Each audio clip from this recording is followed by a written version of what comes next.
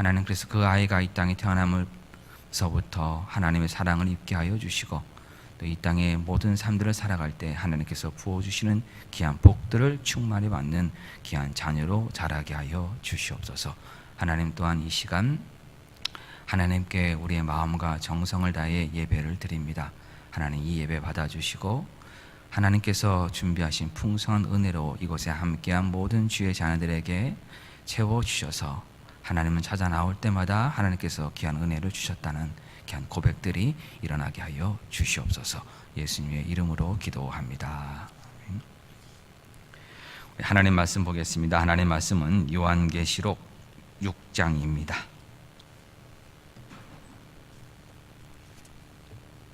요한계시록 6장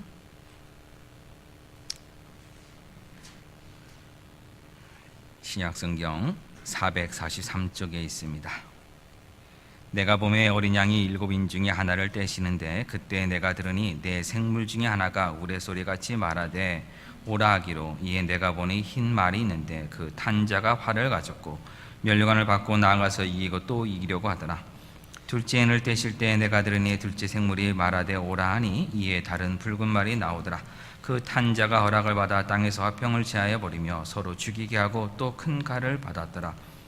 셋째 인을 떼실 때 내가 들으니 셋째 생물이 말하되 오라 하기로 내가 보니 검은 말이 나오는데 그 탄자가 손에 저울을 가졌더라.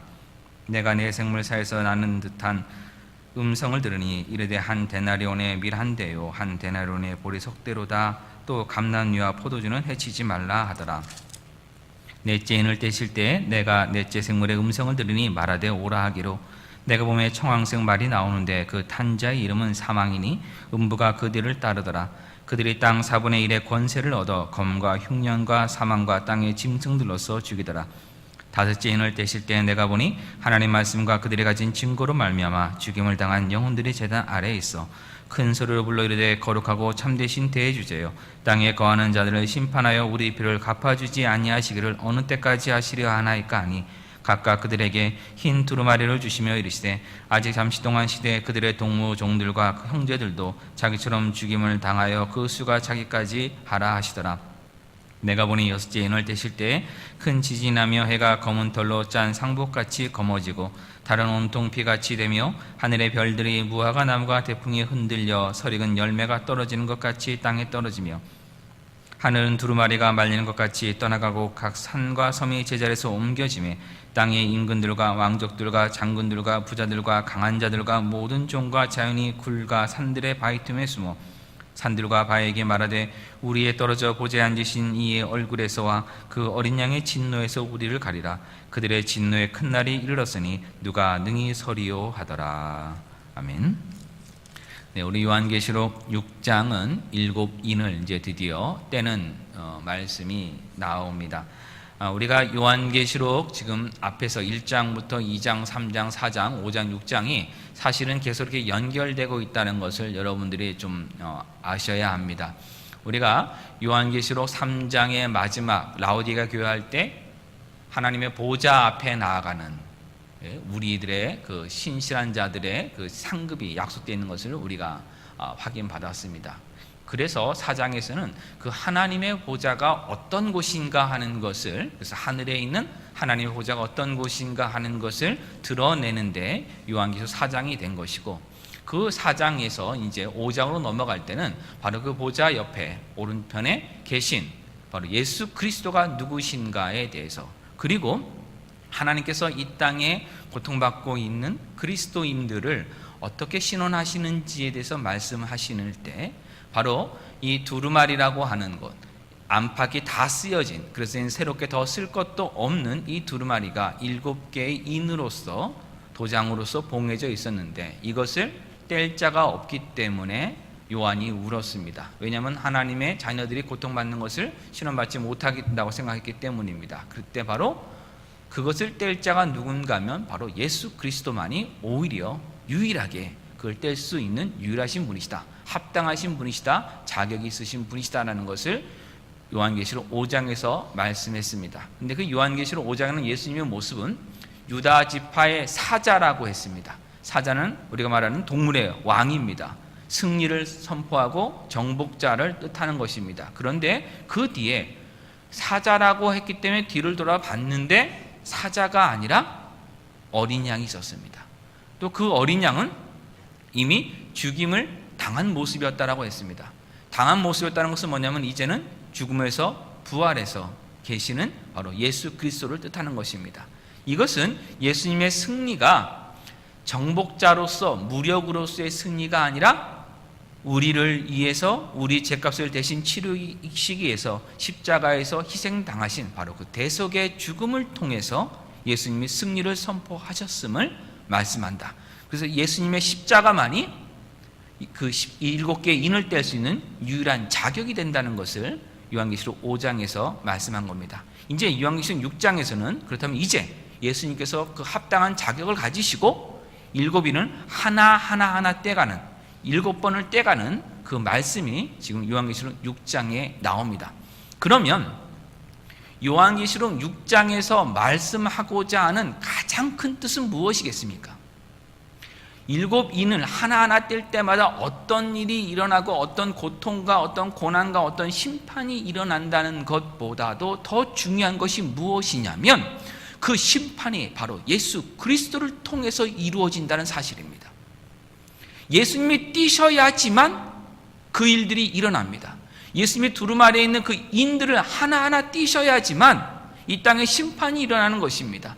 결국은 이 요한계시록 6장에서 강조하고 있는 것은 예수 그리스도가 어떤 분이냐는 거예요. 예수 그리스도를 통해서 심판이 이 땅에 일어난다는 것을 말씀하고 있는 것이 핵심 사실이지, 여기에 이 첫 번째는 둘째는 어떤 일이, 둘째는 어떤 일이, 그래서 이걸 보고 시간적으로 언제는 이런 일이 일어나면은 말세가 가까웠거니, 그 핵심이 아니라 우리에게 주는 것은 바로 예수님이 누구냐는 거예요. 예수님. 그래서 오늘 요한계시록 6장에서 여러분 예수님을 여러분들이 발견하셔야 합니다. 6장 1절 보겠습니다. 내가 보매 어린 양이 7인 중에 하나를 떼시는데 그때 내가 들으니 내 생물 중에 하나가 우레소리같이 말하되 오라 하기로. 자, 우레소리 같은 것은 어떤 소리입니까? 매우 큰 소리고, 여러분들 천둥 번개 소리가 확 나면요 어떤 느낌 드십니까? 한밤에 천둥이 번개가 번쩍 치면서 소리가 크게 나고요, 집이 막 흔들립니다. 그러면 아이들이 어떻게 하죠? 어렸을 때 아이들이 부모에게는 무섭다고 달려오죠. 근데 여러분들이 만약에 집이 아니라 벌판에, 들판에 비가 오고 있는데 그런 번개라든지 친다고 한번 생각해 보세요. 밤에 한밤중에 굉장히 아마 그것은 두려울 것입니다. 큰 두려움, 심판의 그 무서움을 지금 말하기 위해서 지금 이렇게 이야기가 또한 나온 것입니다. 이에 내가 보니 흰 말이 있는데 그 탄 자가 활을 가졌고 면류관을 받고 나가서 이기고 또 이기려 하더라. 첫째 인을 떼니까 흰 말이 나오고 흰 말 탄자가 나오고, 그 흰 말 탄자는 활을 가지고 있다 했습니다. 활이라고 하는 것은 방어 무기가 아니라 공격 무기입니다. 그리고 흰 말을 탄다고 하는 것은 예전에 그 당시에 풍습이 무엇이냐면 정복자의 말은 흰 말이었습니다. 승리를 한 사람들은 흰 말을 타고 입성하는 것입니다. 특별히 로마 제국의 가장 큰 적은 어디였냐면 지금으로 말하자면 페르시아, 이란이었습니다. 이란. 그 페르시아 제국이 로마에게는 가장 큰 적이었습니다. 근데 이 페르시아는 동쪽에서부터 이렇게 있기 때문에 동쪽에서부터 말을 타고 오는 그 모습이 로마 사람들에게는 굉장히 무서움을 주는 모습이었습니다. 근데 그 당시에 페르시아 장군들이 대체적으로 또 흰말을 이렇게 많이 탔습니다. 그래서 흰말이라는 것은 정복자를 뜻하는 것입니다. 그러면 여기에 이제 한 가지 우리가 생각해 봐야 될 것이 무엇인가 하면 이겁니다. 요한계시록 19장을 보면 예수님께서 마지막에 오실 때 흰말을 타고 오십니다. 그래서 여기 나오는 이 흰말을 어떤 사람들은 예수님이라고 얘기합니다. 그런데 그렇게 보면 좀 문제가 생각합니다. 예수님이 두루마리를 띄었을 때 내 생물들이 오라 그랬잖아요. 그러면 오라라고 하는 것은 명령문이죠. 맞습니까, 여러분? 그 명령에 따라서 오는 존재잖아요. 흰말 탄 사람은. 그러면 그 사람이, 그 존재가 예수님일 수는 없는 것입니다. 그래서 예수님은 아니면 그럼 뭐냐? 예수님처럼 보이려고 하는 자다. 적그리스도라고 또 많은 사람들이 해석을 합니다. 이 적그리스도라 보는 것은 일면으로 보면 타당한 면이 좀 많이 있습니다. 왜 그런가 하면 요한계시록 6장과 마태복음 24장이 매우 유사합니다. 근데 마태복음 24장의 순서를 보면은 거짓 선지자 적그리스도가 먼저 온 다음에 기근이 일어납니다. 똑같은 순서로 나가기 때문에 거의 적그리스도 보는 것은 뭐 크게 문제가 없습니다만은 한 가지 문제점은 무엇인가 하면은 심판하시는 걸 적그리스도께서 심판하시겠느냐? 이것에 대해서 우리가 확신을 가질 수가 없습니다. 그러면 이것을 우리가 어떻게 보면 좋은가 하는 것을 우리가 잠시 한번 살펴보도록 하겠습니다. 우리 스가랴서, 구약성경 스가랴서 6장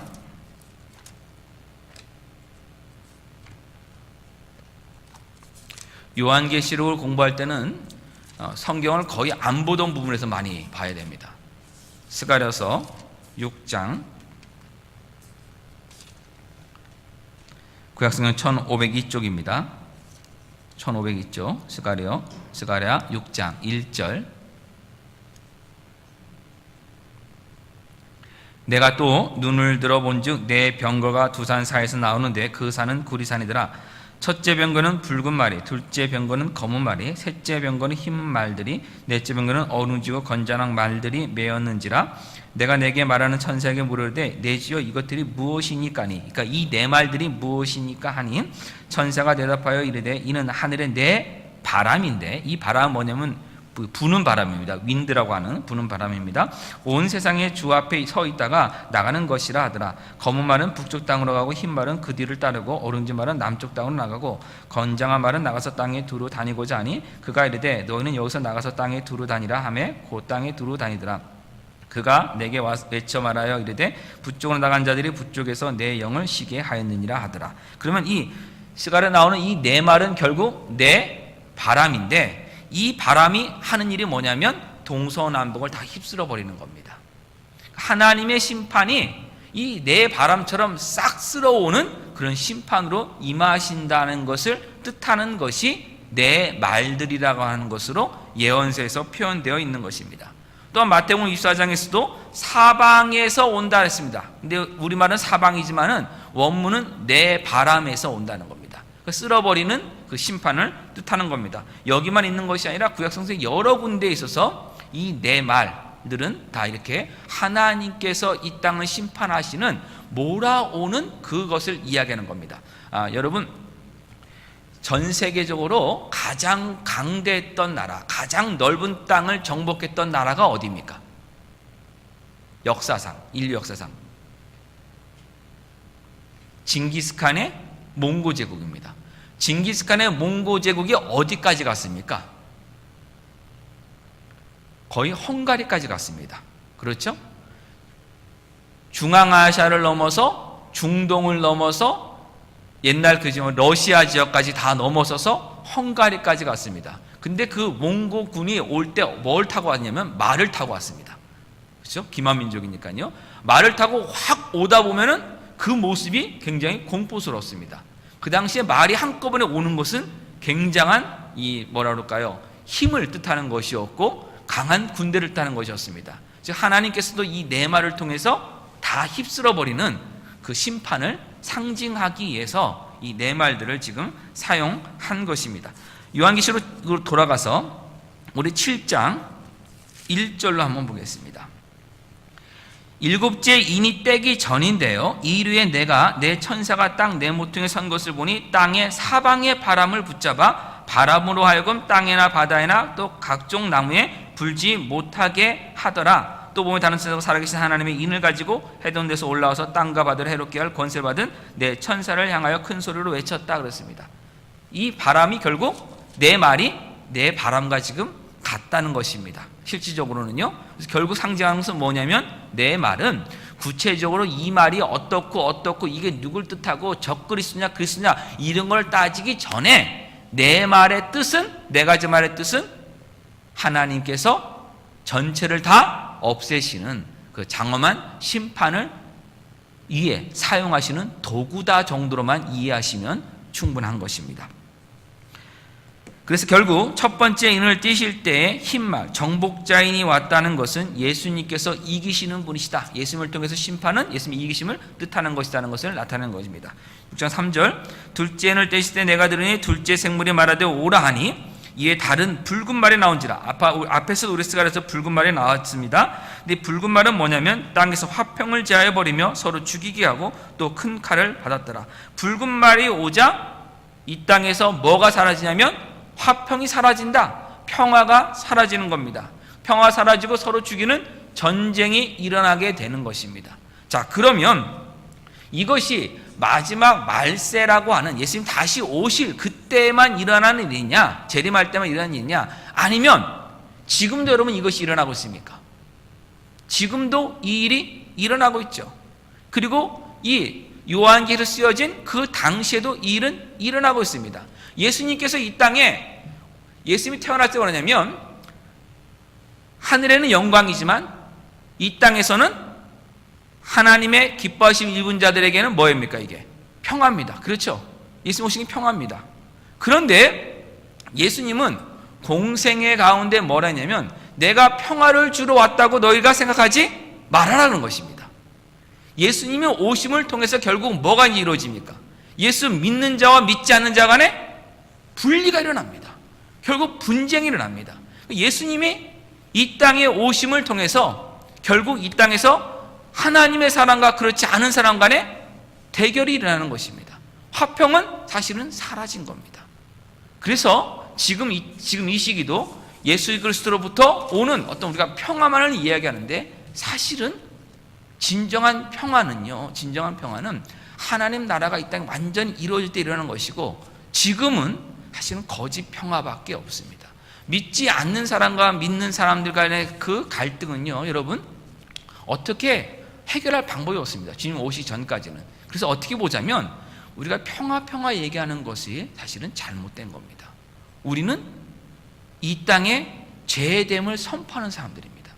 여러분 가갖고요 누구한테 당신 죄인입니다. 당신 죄인입니다. 당신 죄인이기 때문에 이제 지옥 갑니다. 한번 매일같이 얘기해 보세요. 그 사람이 아이고 평화의 사도라고 여러분을 받아주겠습니까? 아니면 원수 맺겠습니까? 원수 되는 겁니다. 원수 되는 겁니다. 그것에 대해서 우리가 좀 이해를 해야 됩니다. 세 번째 5절 셋째 인을 뗄 때 내가 들으니 셋째 생물이 말하되 오라 하기로 내가 보니 검은 말이 나오는데 그 탄 자가 손에 저울을 가졌더라.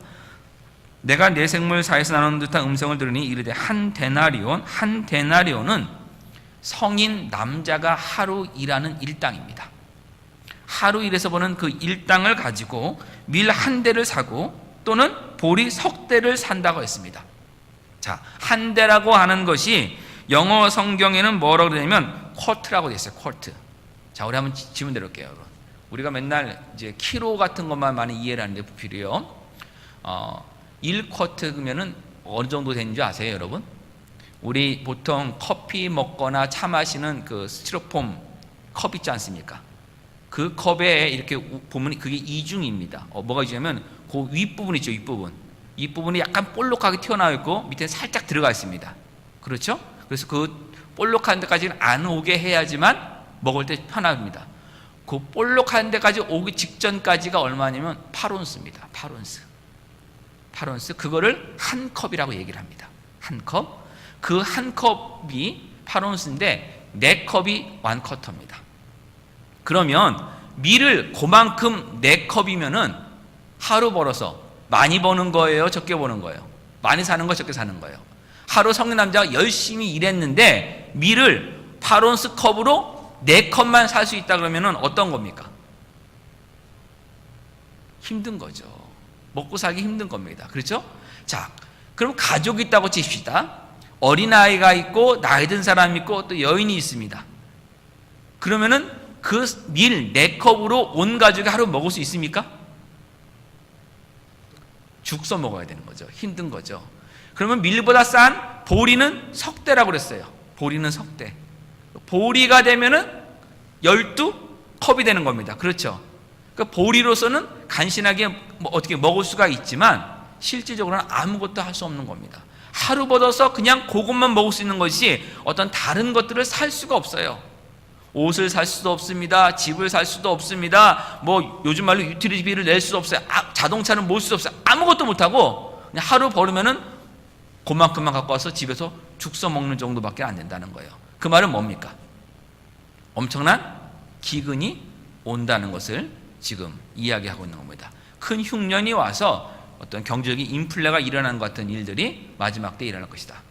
굉장히 살기 힘들 것이답니다. 그런데 뭐와 뭐는 이해냐면 감람류와 포도주는 해치지 말라 하더라 했습니다.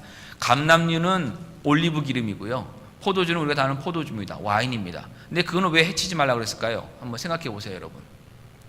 앞에 밀과 보리는 먹고 사는데 어떤 겁니까? 최소한의 것이죠. 필수적인 것이죠. 근데 올리브 기름과 와인은 있으면 좋고 없어도 무방한 거 아니에요. 맞아요, 여러분? 그러면 있으면 좀 더 뭐 어떤 맛의 풍미를 더 내줄 수 있는 거라면 이거는 뭐냐면 돈 있는 사람들이 살 수 있는 거예요. 결국 이것은 그래서 뭘 뜻하는 거냐면 시대가 가면 갈수록 경제적으로 어려운 분들은 계속 더 힘든 경우 많이 있고요. 부자들은 더 편하게 살 수도 있는 그런 때들이 많이 온다는 겁니다. 경제적 양극화가 많이 일어날 수 있다는 것을 또한 이렇게 보여주고 있는 겁니다. 네 번째 7절 넷째를 뗄 때 내가 넷째 생물의 음성을 들으니 말하되 오라 하기로 내가 보면 청황성 말하는데 그 탄 자 이름은 사망이니 음부가 그 뒤를 따르더라. 음부라는 것은 뭐냐면 죽은 뒤에 가는 곳, 뭐 그렇게 보시면 됩니다. 그들이 땅 4분의 1의 권세를 얻어서 검과 흉년과 사망인데 사망이 나왔죠. 이때 사망은 뭐냐면 전염병입니다. 원래 뜻은요, 전염병. 성경은 전염병으로 번역하면 더 나을 것 같습니다. 검과 흉년과 전염병과 땅의 짐승으로서 죽이더라. 죽이는 이유가 여러 가지가 있는데 전쟁에 의해서 죽기도 하고 흉년 때문에 죽기도 하고 전염병 때문에 죽기도 하고 또는 맹수들 때문에 또 뭐 독 있는 것들 때문에 죽기도 한다. 그래서 땅의 4분의 1이 죽는 일이 일어난다라고 이렇게 지금 이야기를 하고 있습니다. 그런데 이 네 가지 이 검, 흉년, 사망, 땅의 짐승 보면은 이게 마지막 때만 이런 일이 일어난 일이냐? 전혀 그렇지가 않습니다. 우리 한번 보겠습니다. 레위기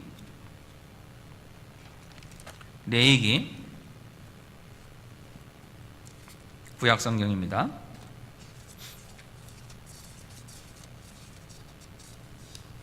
(26장)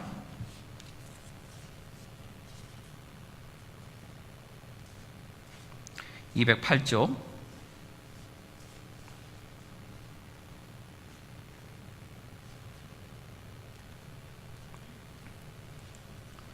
우리 18절부터 한번 보도록 하겠습니다. 또 만일 너희가 그렇게까지 되어도 내게 청종하지 아니하면, 그 무슨 말이냐면 14절부터 보면 너희가 내게 청조하지 아니하여 이 모든 명령을 준행하지 아니하여 내 규례를 멸시하며 하나님 주신 그 율법을 지키지 않으면 어떤 일이 일어나면 놀라운 재앙. 16절 재앙에 대해서 폐병, 열병 또는 생명이 쇠하게 되고 파종한 것도 헛된다는 것은 기근천이 일어난다는 것입니다. 또한 대적 17절에 대적들이 와서 너희를 또한 해한다는 겁니다. 검이죠, 이거는. 그렇죠? 이런 일들이 일어날 것이다. 그래도 듣지 않으면 또 어떻게 될 것이냐? 한번 보시기 바랍니다. 19절 내가 너희 세력으로 말미암아 교만을 꺾고 너희 하늘을 철과 같게 하며 너희 땅은 녹과 같이 하리니 너희 수고가 헛될지라. 땅은 그 산물을 내지 아니하고 땅의 나무는 그 열매를 맺지 아니하리라. 뭡니까? 기근이죠.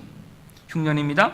너희가 나를 거스러 내게 청종하지 아니할진대 내가 너희 제대로 너희에게 7배나 더 재앙을 내릴 것이라. 내가 들짐승을 너희 중에 보내리니 그것들이 너희 자녀를 움키고 너희 가축을 멸하며 너희 수요를 줄이라.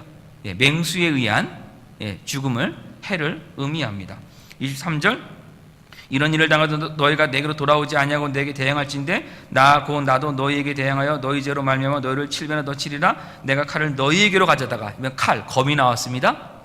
언약을 어긴 원수를 갚을 것이며 너희가 성읍에 모을지라도 너희 중에 연병, 전염병, 우리 요한계시록 6장에서는 사망이라 표현됐던 것이 나왔습니다. 너희를 대적의 성에 넘을 것이며 내가 너희가 의뢰하는 양식을 끊을 때 열려있는 한 화덕에서 너희 떡을 구워 저울에 달아주리니. 저울 나오죠? 지금 여기도? 너희가 먹어도 배부르지 아니하리라. 결국 보면은 요한계시록 6장에 나오는 그 재앙이 이미 어디부터 나와 있는 거예요? 4개 나와 있잖아요. 맞습니까, 여러분? 그러니까 이게 어떤 미래에 일어날 만한 그런 일이 아니라 앞에 있는 내용은 뭐냐면 하나님의 말씀대로 살지 않은 이스라엘 백성들에게 하나님께 돌아오라고 이런 재앙들을 또 주신다는 거잖아요. 맞습니까, 여러분? 그러면 이것이 마지막 때만 일어나는 일들이 아니라는 것을 우리는 명심해야 됩니다. 그래서 이 요한계시록을 보면서 먼 날에 이런 일이 일어나고 이런 일이 일어나고 이런 일이 일어난다는 것은 앞에 구약 성경을 아예 안 본 사람들이 하는 소리예요. 이미 앞에서 다 일어났던 일들입니다. 새로울 것이 없는 겁니다.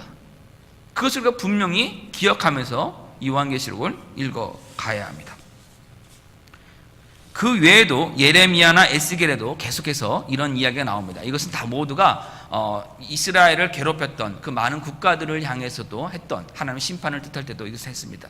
결국은 이런 앞에 내 말을 통해서 오는 심판들은 믿는 사람이든 믿지 않은 사람이든 다 오는 겁니다. 어떤 분들은 이렇게 얘기를 합니다. 믿는 사람들은 마지막 대환란을 겪지 않고 휴거할 것이다. 아니요. 지금 우리가 보는 이 말씀은요, 다 겪는다라고 지금 이야기를 하고 있습니다.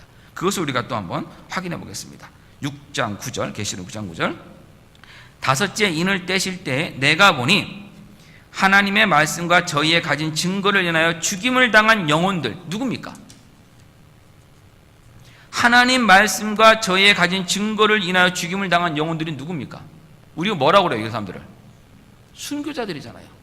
다섯인을 띄니까 순교자들이 제단 아래 있습니다. 제단의 것은 희생 제사를 드린 거죠. 순교가 뭐냐면 희생 제사를, 제물이 된 겁니다. 그런데 큰 소리로 불러 가로되 거룩되고 참되신 대주제여 땅에 거하는 자들을 심판하여. 자, 땅에 거하는 자들이라고 하는 것은 누구를 의미하겠습니까?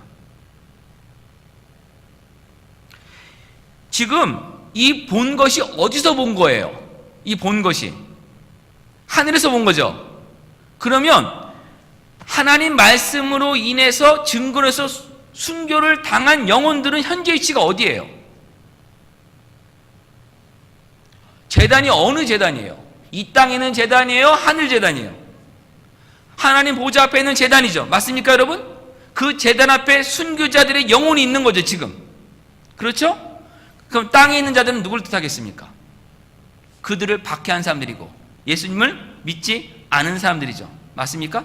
그들을 심판하여 우리의 피를 신원해 주지 않으기는 어느 때까지 하시려나이까 하니 각각 저에게 흰 두루마기를 주시며 가라사대. 흰 두루마기는 또 뭘 상징하겠습니까? 앞에서 나와서 흰 옷을 입는다는 것.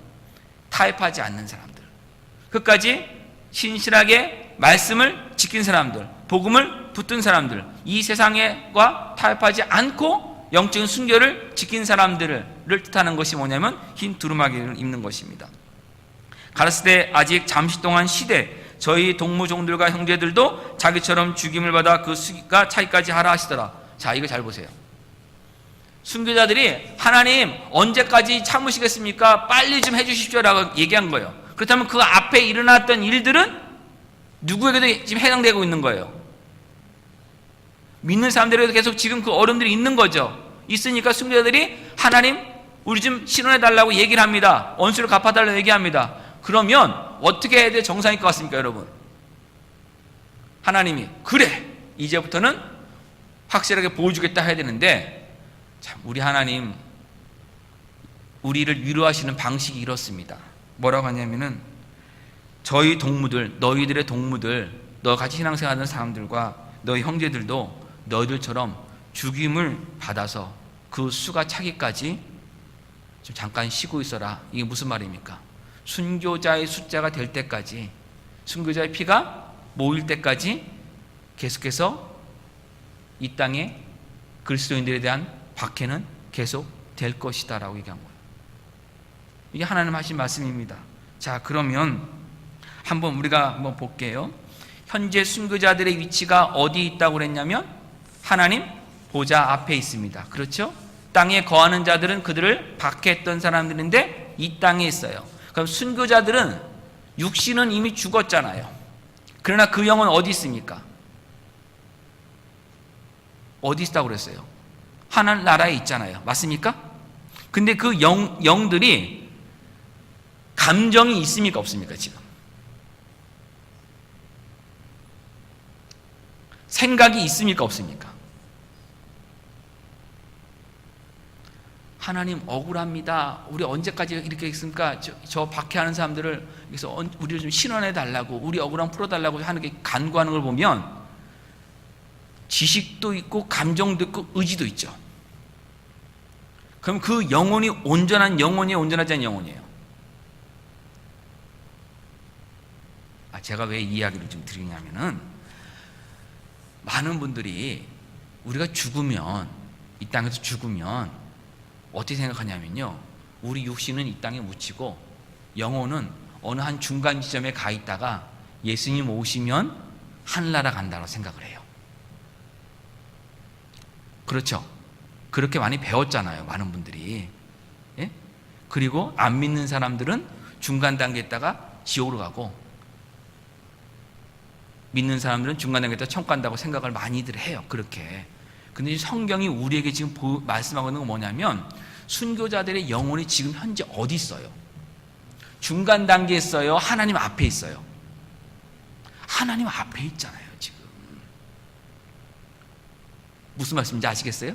그리고 이 땅에 있는 사람들은 육신을 가지고 있지만 그냥 이 땅에 있잖아요. 그 영혼은 뭐예요? 하나님과 분리되어 있는 상태잖아요. 그래서 그리스도는 반역된 상태잖아요.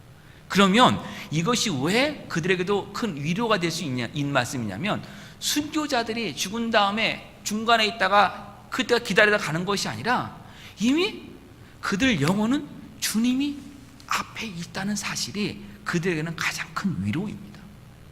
그리고 저와 여러분에게도 큰 위로입니다. 하나님 앞에 우리는 바로 가는 거예요. 하나님 바로 만나는 것입니다. 그래서 그 이야기를 지금 하고 있는 것입니다. 6장 12절, 내가 보니 여제인을 떼실 때에 큰 지진이 나며 해가 총담같이 검어지고 온 달이 피같이 되며, 해가 총담같이 걷어지고 온 달이 피같이 되면을 여러분 상상해서 이것이 실제로 일어나는 일이라고 말하는 사람들이 있습니다. 그래서 뭐 태양의 흑점이 어떻게 된다는 등, 또 뭐 달의 어디가 뭐 색깔이 변한다는 등 이런 걸 연구하는 분들이 있는데, 그냥 그런 연구하는 것은 과학자들에게 그냥 맡기시고 여러분 신경 안 쓰셔도 됩니다. 하늘의 별들이 무화과 나무가 대풍에 흔들려 선 과실이 떨어지는 것이 땅에 떨어지며, 하늘의 별들이 땅에 떨어지면 여러분 어떻게 됩니까? 가끔씩 지구 종말을 다룬 영화들 보면은 큰 행성들이 지구랑 충돌하는 거 나오잖아요. 그렇죠, 여러분? 예. 외계에서 오는 큰 행성이 지구에 충돌하면요, 지구는 남아있지도 않습니다. 근데 하늘의 별들이 지금 다 떨어진다고 합니까? 이것은 이 말 뜻 자체가 그냥 상징적 의미가 있다는 것을 여러분들이 이해를 하셔야 됩니다. 하늘은 종이 축같이 말리는 것이 떠나가고, 하늘이 종이 축같이 말려서 떠나간대요. 그럼 이게 실제 일어난 일입니까? 아니죠. 각 산과 섬이 제자리에서 옮겨오며, 뭐 지구가 뒤틀린다고 생각하는 분이 있는데 그렇게까지 볼 필요 없습니다. 땅의 임금들과 왕족들과 장군들과 부자들과 강한 자들과 각종과 자주자가 있습니다. 총 7개의 부류의 사람이 나왔는데 대부분이 강한 사람들이에요. 이 땅에서 다 떵떵거리는 사람들입니다. 임금들, 왕족들, 장군들, 부자들, 강한 자들, 자주자들, 한 종을 제외하고는 다 강한 사람들입니다. 근데 그들이 하나님의 심판이 임할 때 어디에 가 있다는 거예요? 그 심판 앞에 서 있을 수 없다는 거예요. 그것을 지금 이야기하는 겁니다. 산과 바위에게 이르되 우리 위에 떨어져 보좌에 앉으신 이의 낯에서와 우리 위에 떨어져 보좌에 앉으신 이 누굽니까? 보좌에 앉으신 이 하나님이죠. 또 어린 양의 진노에서 우리를 가리라. 그러면 진노는 누구와 누구로부터 오는 거예요? 하나님 아버지와 예수 그리스도로부터 진노가 이 땅에 옵니다. 우리를 가리우라. 그들의 진노의 큰 날이 이르렀으니 누가 능히 서리요 하더라 했습니다. 이것이 마지막 심판처럼 보입니다만은 그렇지 않습니다. 지금도 말씀 시간은 없지만 한번 빨리 찾아보겠습니다. 우리 이사야서 13장. 구약성경 이사야 13장 1101쪽.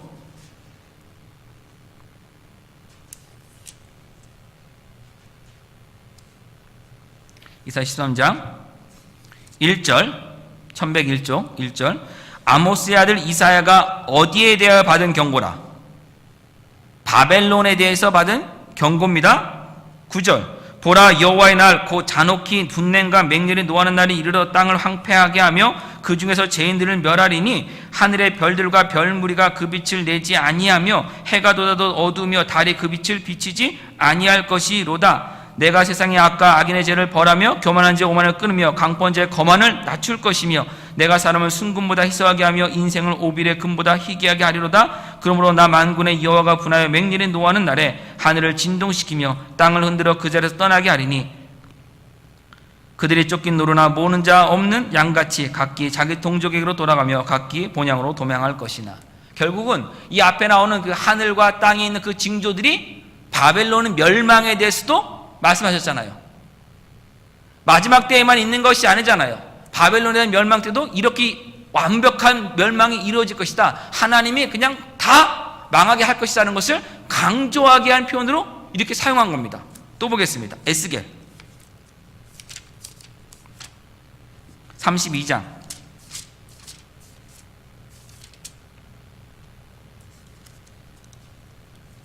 에스겔 32장 1365쪽 에스겔 32장 1365쪽입니다. 1절 12째 해 12째 달 초하루에 여호와의 말씀이 내게 임하였을 때 인자야 너는 애굽의 바로 왕에 대하여 슬픈 노래를 불러 그에게 이르라. 너를 여러 나라 사자로 생각하였더니 실상은 바다 가운데 큰 악어라. 지금 애굽에 대한 말씀입니다. 그렇죠? 그 징조는 어떻게 되느냐? 6절 내 피로 내 헤엄치는 땅에 물 대듯 하여 산에 미치게 하며 그 모든 개천을 채우려다. 내가 너를 불 끄듯 할 때 하늘을 가리어 별을 어둡게 하며 해를 구름으로 가리며 달이 빛을 내지 못하게 할 것이며 하늘의 모든 밝은 빛을 내가 내 위에서 어둡게 하여 어둠을 내 땅에서 베풀리로다. 주 여호와의 말씀이니라. 하늘과 땅의 그 하늘과 해와 달의 모든 징조들이 애굽의 멸망을 향해 하나님 주신 말씀입니다. 그래서 이 마지막 때에 일어나는 그 심판에 대해서도 우리가 어떤 크게 할 것이 아니라 하나님이 완전하게 심판하신다. 그래서 그 하나님의 심판 앞에 서 있을 수 있는 자가 없다는 것을 말씀하는 겁니다. 이게 뭐 새로운 것은 아니라고요. 더 놀라운 것 중에 하나가 무엇인가 하면은 어린 양이 심판한다는 거예요. 예수님이 사자로 심판하는 것이 아니라 어린 양이 심판한대요. 어린 양의 진노에서 피할 데가 없대요. 여러분 생각을 한번 해보세요. 사자가 분을 냈을 때 피할 자가 없다가 더 무섭습니까? 아니면 어린 양이 진노할 때 피할 것이 없는 것이 더 무섭습니까? 우리 생각은 사자가 그러죠. 그런데 인생을 살아본 사람 다 알아요. 착하고 착한 사람이 한번 화나면은 정말 무섭다는 거를. 맞습니까? 이 어린 양의 분노, 어린 양의 진노가 얼마나 무서울 것인가를 더 역설적으로 이야기하고 있는 거예요.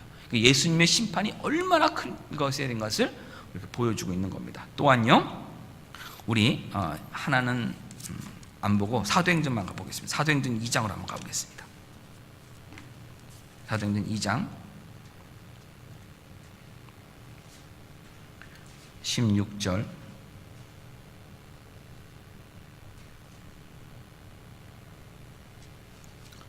사도행전 2장 16절 212쪽입니다.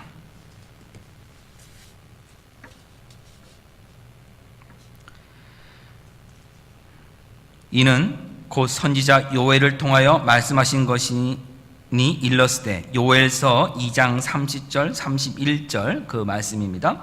하나님이 말씀하시기를 말세에 내가 내 영을 모든 육체에 부어주리니 너희의 자녀들은 예언할 것이요 너희 젊은이들은 환상을 보고 너희 늙은이들은 꿈을 꾸리라. 그때 내가 내 영을 내 남종과 여종들에게 부어주리니 그들이 예언할 것이요 또 내가 위로 하늘에서는 기사를 아래로 땅에서는 징조를 베풀리니 곧 피와 불과 연기로다. 주의 크고 영원한 날이 이르기 전에 해가 변하여 어두워지고 달이 변하여 피가 되리라. 누구든지 주의 이름을 부르는 자는 구원을 받으리라 하였느니라. 그러면은 이 마지막 때라고 하는 이 마지막 날입니다. 말세라고 하는 거, 요한서에 말하는 이 마지막 말세라고 하는 것이 결국 무엇을 의미하는 거였습니까? 예수님이 이 땅에 오시기부터 말세가 사실은 조금씩 온 거죠. 그리고 예수님이 부활 승천하신 다음에 성령님이 오심을 통해서 이제는 예수님이 오실 것밖에는 남지 않았다는, 마지막 순서밖에는 남지 않았다는 의미에서 마지막 날이 성령님 강림하심을 통해서 시작돼서 예수님 재림하실 때까지가 다 말세입니다. 그럼 그때 일어난 일들이 뭐예요? 성령님이 임하시는 거죠. 맞습니까? 성령님이 지금 임하신다고 하는 것은 결국 뭐를 지금 우리가 확인시켜주고 있는 거예요? 마지막 때임을 확인시켜주는 거잖아요. 마지막 때임을. 근데 성령이 오시는 그 사건을 뭐라고 그러냐면, 징조가 주의 크고 영원한 날이 이르기 전에 해가 변하여 어두워지고 달이 변하여 피가 되리라. 그러면 요한계시 6장에서 말하고 있는 그 엄청난 해와 달의 천지의 그런 변화가 일어나는 그것이 예수님 재림할 때만 일어나고 있는 어떤 물리적인 것이 아니라 영적인 일이에요. 영적인 일. 하나님의 심판이 이처럼 장엄할 것임을 나타내고 있는 것이고, 그것을 통해서 우리에게 지금 무엇을 말씀하고 있는 거냐면, 이 요엘서 같은 경우는 특별히 예루살렘에 거하면서 또는 하나님의 자녀라고 하지만 하나님께서 살지 않은 사람들을 향해서 1차적으로 쓰여진 말씀이에요. 그러면 결국 이것은 우리에게 뭘 보여주고 있냐면, 주님 오시는 그날까지 지치거나 낙심하지 말고 하나님의 그 심판이 임하는 그것을 두려워하는 마음으로 지금 우리에게 주어진 삶들을 거룩하고 타협 없이 살아가라는 권면의 말씀이에요. 이것이 요한계시록 6장의 핵심적인 사항입니다. 그것을 넘어서서 마지막 날에 말이 4개가 나와서 이런 일 일어나면 마지막 때가 됩니다. 아니요, 지금 이미 영적으로는 다 일어나고 있고 현실적으로도 그런 일들은 계속해서 일어났어요. 인류 역사에 빈부의 격차가 없었던 때가 언제 있었어요? 인류 역사에 부자가 계속 잘 살고 가난한 사람 정말 힘든 그 일 없었던 때가 언제 있었어요? 항상 있지 않았습니까? 전염병 없을 때 있었습니까? 항상 있었어요. 그래서 이것을 마지막으로만 보고 먼 훗날로 보는 것이 아니라 지금 우리가 그 가운데 살고 있을 우리 자신을 바라보고, 그럼에도 불구하고 하나님께서 하나님의 자녀 복음을 붙잡고 끝까지 말씀대로 살아가며 심지어 순교의 자리까지 간 그 영혼들을 하나님의 보좌 앞에 이끌어 주시는 그 하나님의 사랑과 하나님의 구원을 바라보면서 지금 이 땅의 삶들을 살아가라는 권면의 말씀이 요한계시록 6장입니다. 우리 기도하겠습니다. 하나님, 은혜를 감사합니다. 하나님, 우리가 요한계시록 6장을 통해서 예수님이 심판주이심을 확인했습니다. 예수님이 이 땅에 주시는 그 심판이 얼마나 장엄하고 무서운지도 확인했습니다. 하나님, 그러나 우리가 두려워하지 않는 것은 하나님의 자녀들은 하나님께서 그 영적인 모든 생명들을 책임져 주시고 보호해 주심을 또한 아는 믿음이 있기 때문입니다. 하나님, 우리에게 주신 이 믿음 끝까지 붙들고 승리하게 하여 주셔서 하나님의 보좌 앞에 있는 자로서의 삶을 살아가며 그 영광을 누리는 저희 모두가 되게 하여 주시옵소서. 그래서 주님 오시는 그날까지, 주님 만나는 그날까지 이 땅에서 하나님 말씀 붙들고 타협하지 않으며 살아가는 저희들 되게 하여 주시옵소서. 예수님의 이름으로 기도합니다.